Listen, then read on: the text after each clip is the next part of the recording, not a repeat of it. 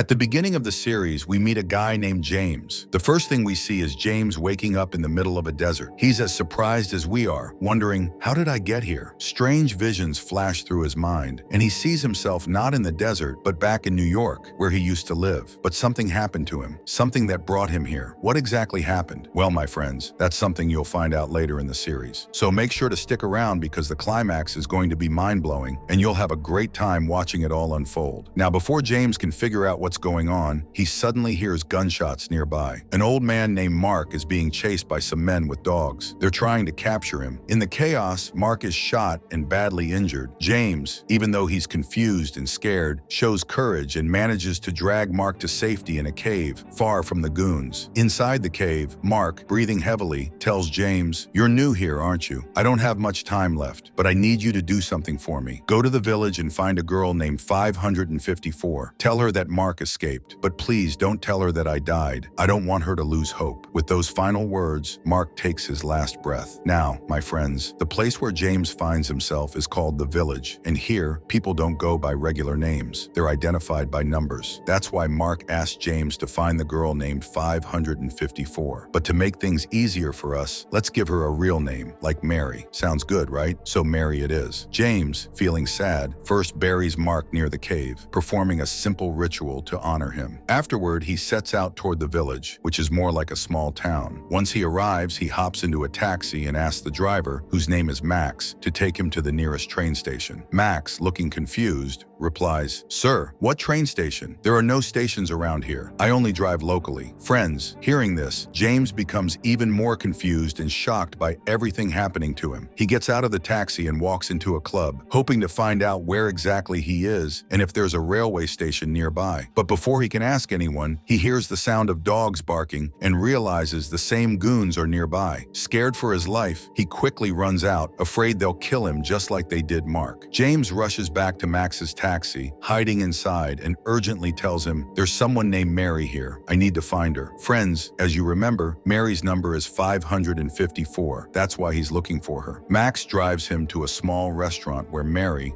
a waitress, works. When James finds her, he tells her about Mark's escape. Mary knows who Mark is and warns James, "Listen, Mark is crazy. Don't believe anything he says, and don't come looking for me again. If you do, I'll get into trouble because of you." Just then, the goons show up again, and James quickly hides on the restaurant roof. But while he's hiding, an old man dressed in a white suit appears, holding a grenade in his hand. This old man is the chief, the leader of the entire village. The chief calls James by the name 6, revealing that this is James's name in the village. Hearing this, James suddenly gets visions of New York again and faints from the shock. The next day, James wakes up in a hospital where a doctor named Sarah is treating him. After his treatment, James is taken to see the chief. Confused and frustrated, James asks him, "Who are you? Why am I here? I'm from New York City. I just want to go home." The chief looks surprised and says, "New York? I've never heard of that place, and you're acting like you've never been here before." The chief then gives James an ID that shows he's a resident of the village, which seems to prove that James belongs here. But James is shocked and confused, wondering how this could be possible. He doesn't believe the chief and starts to think this is all a trick to confuse him and make him doubt himself. Now, friends, James is sent to a house in the village, which strangely looks just like his house in New York. Curious about this strange place, he decides to explore the village and get to know the people. While wandering, he notices 2 huge towers far in the distance and thinks that if he can reach them, he might find a way out. So, James steals Max's taxi and heads toward the towers. However, the closer he tries to get, the more the towers seem to move away from him. Frustrated and confused, James collapses, but Sarah finds him and brings him back to the village. After recovering, James goes to Mark's house to gather information. There, he finds a sketch of Big Ben, the clock tower in London. This discovery leads him to realize that Mark was not originally from the village. He had also wanted to escape. James is deep in thought when the chief shows up and asks what he's doing there. James replies that he's trying to figure out how to get back to New York. The chief laughs and tells him, "This village is your world. There is nothing outside of it. The sooner you accept that, the better." He then leaves with his son Alex, but James feels even more uneasy. Determined to find answers, James goes to Mary and confronts her, suspecting she's hiding something. He shows her Mark's sketches, and Mary Mary explains that Mark often drew these sketches of his past life. She reveals that, like James and Mark, she too has visions of a life before the village, from a place where she once lived. She tells James that there are others like them in the village, people who remember their past lives, but they must keep it a secret. If anyone finds out they are dreamers, they could be killed. Hearing this, poor James becomes even more confused. Wait, so other people are trapped here like me? He thinks. Determined, he decides he must uncover the village's secret if he's ever going to return to his home in New York. Meanwhile, friends, we see the chief giving his wife, Helen, 3 strange pills. We don't know yet what these pills do, but it's clear they are important. His son, Alex, is also there, quietly watching. He's puzzled by what James said about coming from another place. Is there really a world outside this village? Is my father hiding something from me? These thoughts start filling Alex's mind. On the other side of the village, James is talking with Sarah, sharing memories of his life in New York. He tells her about a girl named Lucy, a friend he met back home, and how everything seemed to be going well for him until he suddenly found himself trapped in the village. As they talk, they both share personal stories, growing closer. The next day, Mary calls James to the restaurant, saying she has something important to tell him. But just as James is about to meet her, the restaurant explodes. Mary is badly injured. Before she dies, she tells James, "Mark always said, if you want to escape, go to the tower." With her last breath, she dies in his arms. Sarah warns James afterward, "You shouldn't have gotten so close to Mary. There are spies everywhere. Anyone who talks about visions or escaping is killed." James, feeling more desperate, realizes he's in danger too, since he's been having the same visions. Furious and frightened, he rushes to the chief's house, shouting, "I will find a way out of here. I'll expose all of you." James runs toward the tower, determined to escape. But just then, a giant white ball appears and attacks him. He tries to fight it off, but it's too powerful. The ball knocks him unconscious, and everything fades to black. Friends, this mysterious ball is controlled by the chief, and anyone who tries to defy the rules gets killed by it. After James is knocked out, a man named Tnie shows up and takes James to the chief. The chief tells James that Tnie is actually his brother. James, confused and skeptical, responds, "You're lying. He's not my brother." But then Tnie shows James a childhood photo, trying to prove their connection. Despite this, James refuses to believe it. "How can I accept this? You probably stole that photo from me. I know all of you are trying to manipulate me into thinking I belong to this village, but I won't fall for it." Tnie, looking hurt, says, "How can you forget your own brother? Maybe you need psychiatric help to remember." Reluctantly, James agrees to a psychiatric session. During the session, however, James doesn't remember anything about the village. Instead, his mind drifts back to his life in New York, specifically moments with a woman named Lucy. From their conversation, we learn that James used to work for a company called Sumo Car. His job was to spy on people, tracking their lives, but he hated the work and eventually quit. Lucy, who also worked at the company, became his friend, and over time, their friendship blossomed into love. Back in the village, Tnie takes James to the bus depot, where a driver tells him, "You used to be a driver here too. Our job was to give people tours of the village." James is stunned. How could he have done this without remembering? At Tnie's urging, James takes a group on a tour, but as they approach the desert, something catches his eye, a ship's anchor lying in the sand. Seeing the anchor, James is filled with hope. There must be a sea nearby. If there's a sea, maybe I can escape. But to his dismay, it was just the anchor. No sea, no way out. His hope fades, realizing that the village is full of hidden secrets, but escape still seems impossible. Tnie once again tries to convince James, saying, "Look, brother, I am your brother. It hurts me so much when you keep denying it, like you don't recognize me at all. Please try to remember who I am." But even with Tnie's plea, James still doesn't remember anything. The next day, the chief gets on James's bus and hands Tnie some cards saying, "Congratulations, you and your family get free tickets to the resort this year. You'll be able to relax and enjoy yourselves there." Tnie is thrilled to hear this, excited about the chance to roam the resort for free. That night, Alex questions the chief about his own childhood, feeling uneasy. "What was I like as a child? I don't remember anything about myself. It's like my memories have been erased," he says. The chief calmly reassures him, "Sometimes memories get blurry, but that doesn't mean you should doubt everything. It seems like you're letting James's words get to you, making you believe you're from somewhere else. But you're my son. Never doubt that." that. In the next scene, James takes Sarah to a special spot in the village. He tells her, "I don't know why, but I feel like I have old memories tied to this place, though I've only been here for the first time." He tries hard to recall his childhood, and a vague memory surfaces. He had once hidden a box here. When he searches the area, he actually finds the box. Inside, there's a note written by a child. "I am James, 6 years old. My home is this village, and I love this place very much." Reading this, James is shocked and confused. "No, this can't be real. The chief must be messing with my mind,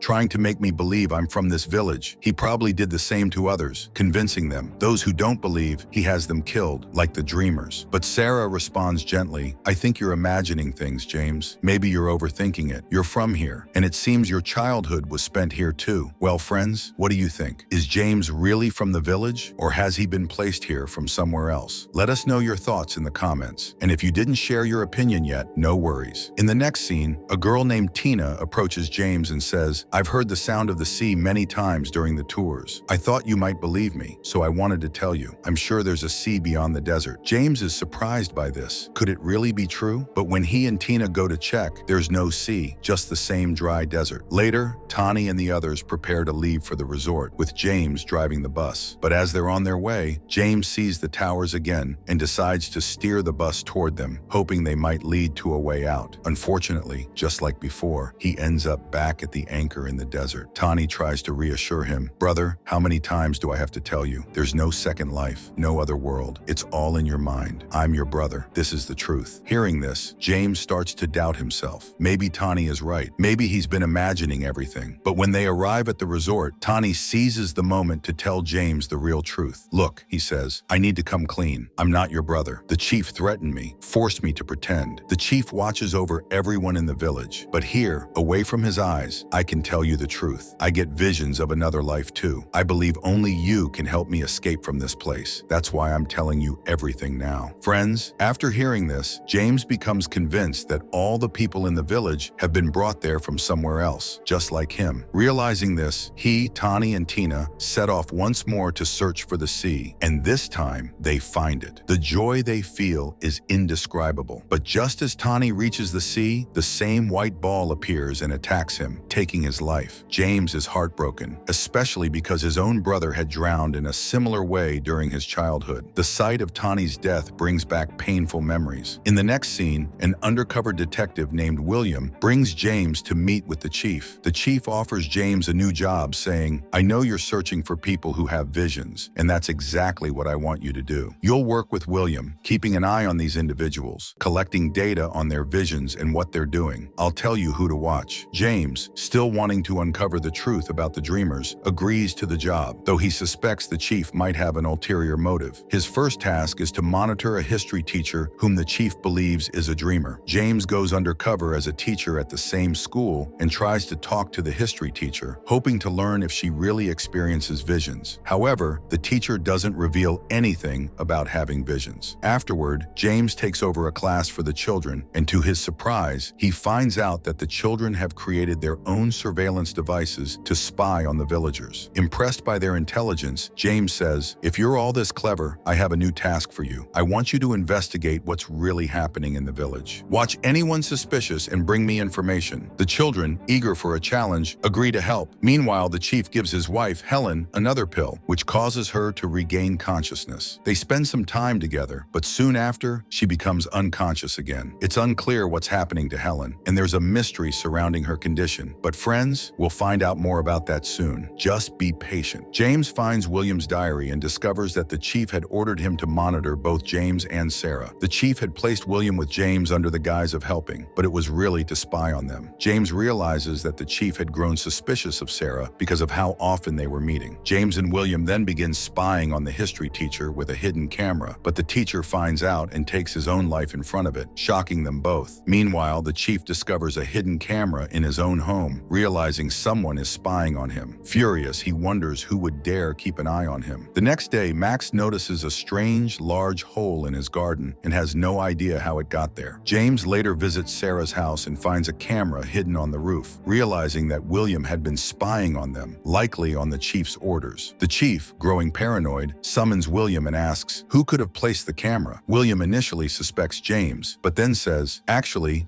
Alex has been acting strangely ever since he met James. The chief then gives William a new mission, to spy on Alex instead of James, and William agrees. One night, James goes to the club and sees Alex and William talking together. Seeing them together, James realizes that they are dating each other. Surprised, he wonders what might happen to them if anyone finds out. Later, James rushes to Sarah to warn her, saying, "You're being watched, be careful." But instead of being relieved, Sarah shows him a photo of him near her house. "Look, this picture shows it's you who has been keeping an eye on me. You're the one who put that camera on my roof. What are you trying to do?" she says angrily before storming off. James realizes someone must have taken the photo at the wrong moment when he was checking to see if anyone was watching Sarah. He suspects William, who was spying on both of them, might be behind this. Meanwhile, William tells Alex, "The chief is suspicious of us. We need to stop meeting or we'll both be in danger." Afraid of being found out, Alex panics and kills William to protect himself, ensuring his father never learns the truth about their relationship. Soon after, James goes to Sarah's house to explain himself, but he finds out that the chief's goons have already taken her away. Desperate, James confronts Alex, saying,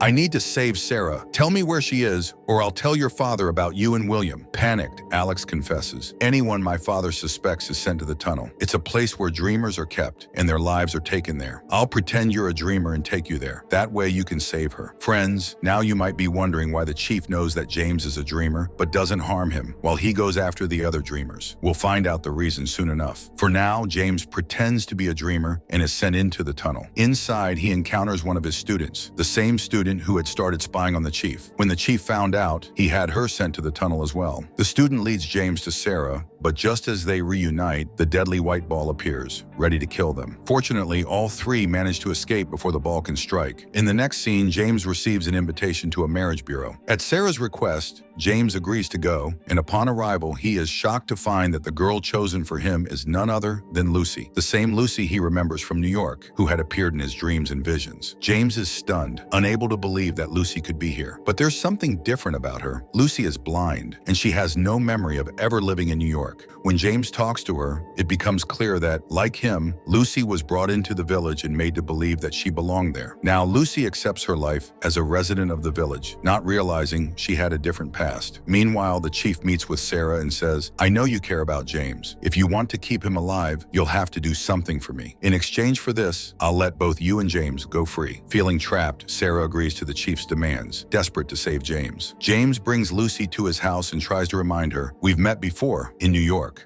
But Lucy sadly doesn't remember anything. In the next scene, Alex approaches Sarah holding 3 pills and pleads, "Please tell me what these pills do." Sarah agrees, saying, "Give me some time and I'll figure it out." Meanwhile, Max contacts the officials about the strange large pit that appeared outside his house, hoping they can deal with it. Tragically, before any help arrives, Max's daughter falls into the pit while playing on her bicycle. Max tries to save her, but the pit is too deep and he fails. Devastated, Max's wife blames him, saying, "If you had closed the garden gate, this wouldn't have happened." Max's heart is shattered by the loss and his wife's words. Later, following the chief's orders, Sarah injects both James and Lucy with a special serum. This injection causes the 2 people to develop feelings for each other, exactly what the chief wanted, to make James fall in love with Lucy so he would no longer want to leave the village. In another scene, Sarah tells Alex the truth about the 3 pills. One pill makes someone unconscious, another causes hallucinations, and the third one controls the mind. Alex is shocked, realizing his father has been giving these pills to his mother all along. After the injection, James begins to develop deep feelings for Lucy, spending all his time with her. But Sarah, who has feelings for James, is unhappy with this. In secret, she gives James another injection to counteract the first one, but it will take time to work. The next day, the chief arranges James and Lucy's wedding, hoping to bind James to the village forever. But during the ceremony, Sarah interrupts, confessing to James, "I told you I like you." Lucy, hurt by this revelation,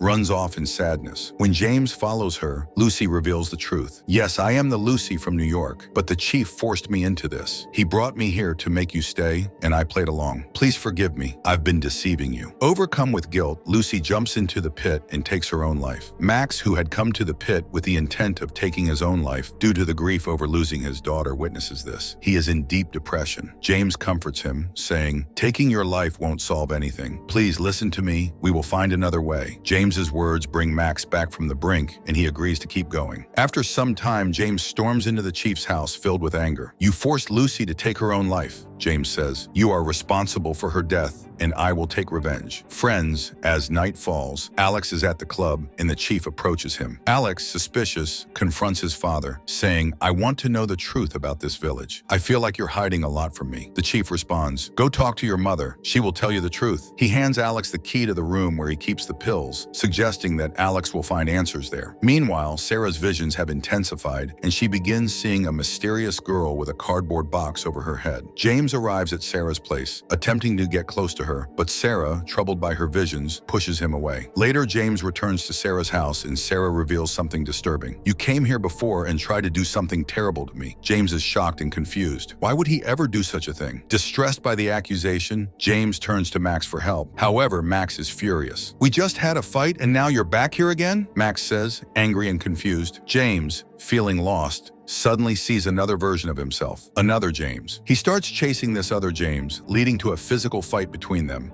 During the struggle, it becomes clear that both of these James figures are the same person. One is the real James we've been following since the beginning, while the other is an imaginary version of James, the one who committed the wrong acts with Sarah. This imaginary James represents the darker side of James's mind, doing the things the real James was unwilling or unable to do, with the main goal of killing the chief. Real James is left confused. On the one hand, he's trying to uncover the village's mysteries, but now he's dealing with an imaginary version of himself. Friends, the imaginary version of a person appears when they are overwhelmed by emotions or desire to do something they can't bring themselves to do. In this series, we also see an imaginary version of the chief. This version is more erratic and unhinged, driven by the chief's frustration and guilt. The chief built this village for his wife and son, but he failed to achieve his true goal, keeping his family happy. This failure caused the chief's darker, imaginary version to emerge, doing all the things the real chief cannot. Meanwhile, Alex manages to bring his mother, Helen, back to consciousness and asks her for the truth about the village and herself. Helen reveals something shocking. She says, son, many people in this village were brought here from the outside world. Only those who came from outside can leave if they change and fix themselves. But those who don't exist in the real world cannot leave. Like you, Alex, I'm sorry, but you can never leave. You only exist here in the village, not in the outside world. Alex is completely stunned by this revelation. He's left in disbelief, trying to process what his mother just told him. Helen's words are haunting, but we'll come back to that soon. First, let's turn to what happens next. In the following scene, we see the imaginary chief sitting in the church. James arrives and the chief speaks to him. I created this village to fix people, to give them the life they wanted, he explains, but I failed. How can I give others a good life when my own life is broken? If you want, you can kill me now because that's human nature. There's an animal hidden inside every person. At that moment, imaginary James steps forward, ready to kill the chief. But the real James intervenes, stopping his imaginary self. He tells him, I know you're just a creation of my mind, doing the things I wish I could do, but can't. But we can't defeat the chief this way. We have to work together. That's the only way to defeat him and escape this village. Upon hearing this, imaginary James disappears, merging back with the real James. At the same time, the imaginary chief vanishes as well. These imaginary versions of James and the chief were nothing more than manifestations of their inner emotions and struggles. Once they both learned to control their emotions, these imaginary versions faded away, leaving them with a clear understanding of what must be done. In this moment of realization, both James and the chief take back control of themselves, setting the stage for the final confrontation and the potential escape from the village. Friends, if all this seems confusing, don't worry. It's all about to make sense. Let's step into the reality of New York now. It turns out the New York scenes are the real world, and the village we've been seeing is just a mental construct, a game created by people's minds. How is this happening? Well, let's find out. James finds himself in a control room in New York. There, he sees a bank of computers, all showing videos of the same people who are living in the village. As he watches, James realizes something shocking. These are the same people he used to monitor when he worked at Sumacor. That means the village experiment involves those very people, selected by James himself for observation. Seeing all this, James becomes deeply confused and overwhelmed. It turns out that he's been living two timelines at once, one in the village and one in New York. When the two realities collide, James experiences visions, which are actually moments when his mind struggles to separate the two worlds. Meanwhile, Max, who in reality is the chief's driver, takes James in his car and drives him to meet the chief. This, friends, is the real world, and here the climax of the series will be revealed. In reality, James meets the chief, who is sitting with Helen. Helen, it turns out, is controlling the village inside her mind. The chief finally explains everything to James. The village never actually existed. It's a world created in people's minds, controlled by Helen. We selected people for this experiment, people who were troubled, struggling, or had bad habits. The purpose of the experiment was to give these people a world inside their minds where they could correct their mistakes and, in the end, live better lives in the real world. Friends, I know this might be confusing, but I'll try to explain it simply. The chief and Helen conducted an experiment where a person's mind is shown two lives. One life is their real one, and the other is in a village world created by the experiment. In the village world, people can fix mistakes or get things they couldn't in real life. For example, Helen couldn't have children in reality, but in the village, she is a mother. However, things didn't go as planned. When Alex realized the truth, that he wasn't real and could never leave the village, he began to hate his parents. The chief's imaginary version entered the village because he also struggled with not getting the life he wanted. Everyone in the village has regrets from their real life. James selected these people to give them another chance in the village world, but it didn't always work out, like with the chief and Max. Max lost his daughter in real life, and even though he had a chance to save her in the village, he couldn't. I hope you now understand the idea of the village. When Alex found out that his existence was only within the village, he became furious. In his anger, he killed his own mother and then took his own life. This made the chief deeply sad because this wasn't the life he had imagined for the village. When Helen died, more problems started to appear in the village, as both she and the chief were responsible for running it. If they couldn't manage it, the village would fall apart. Realizing he couldn't continue after losing his son and wife, the chief decided to hand over the responsibility of the village to James. He believed James was the only one who could handle the village and its people. The chief asked Max to support his decision, and Max agreed. However, James struggled in the village because, in reality, he didn't believe in the experiment. He felt it was wrong to play with people's minds. The chief wanted James to accept his role in the village because he knew that without someone to take care of it, everything would fall apart. He worked hard to make James feel like he belonged. If James accepted the village, his situation would improve. However, many others in the village weren't ready to accept James, so he continued to have visions. The chief would even kill those who learned the truth about the village to prevent fear from spreading about the experiment. In New York, the chief introduced James to Sarah, who had suffered from childhood trauma and depression, making her act erratically. Sarah had a vision of herself trapped in a cardboard box in the village. The chief explained to James that the only way to help Sarah was through the village. If Sarah is happy inside the village, she will naturally improve in reality. The chief then gave James a choice: either take responsibility for curing Sarah or not. If James agreed, the chief would make him the leader of the village and offer Sarah Helen's role so she could help maintain it. The chief then told everyone in the village that it was falling apart and that only James could save it. The villagers supported James as the next chief, and after hearing this, James agreed. He took over the leadership and promised to solve everyone's problems, giving them the life they deserved. After passing all responsibilities to James, the chief ended his own life. This caused both the chief and Helen to leave the village for good, finally finding happiness in the real world. Meanwhile, James and Sarah began their journey to improve the village and make it a better place for everyone. And with that, friends, this mini-series comes to an end. I hope you enjoyed this confusing story. If you liked the video, the story, or the explanation, don't forget to like and subscribe to the channel.